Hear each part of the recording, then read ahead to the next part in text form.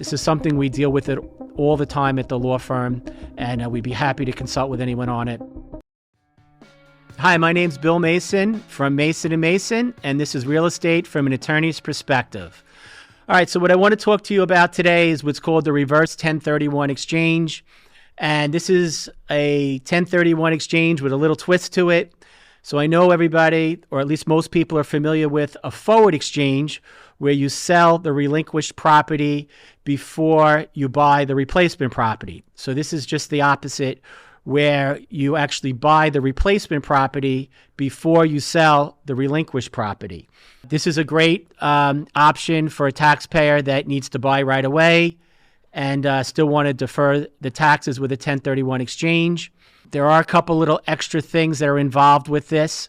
So one of the things that the code requires is that it doesn't allow the taxpayer to own both the relinquished property and the replacement property at the same time.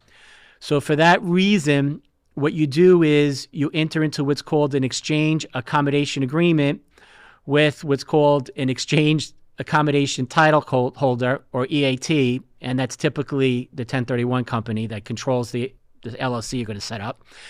And they basically hold title to the replacement property until the exchange is over. So it's typically like a single purpose LLC, and the EAT has control of it during the course of the transaction. Okay.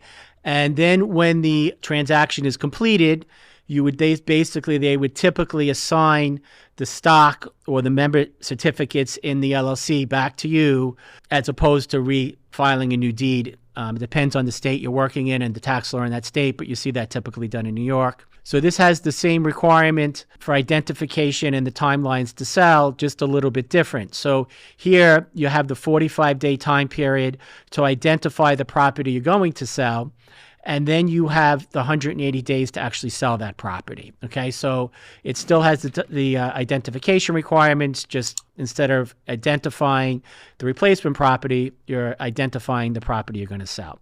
So this is a great alternative, like I said before, for people that need to buy right away. This is something we deal with it all the time at the law firm, and we'd be happy to consult with anyone on it. My phone number is 516-739-3090. This is Real Estate from an Attorney's Perspective. I appreciate you watching. Thank you.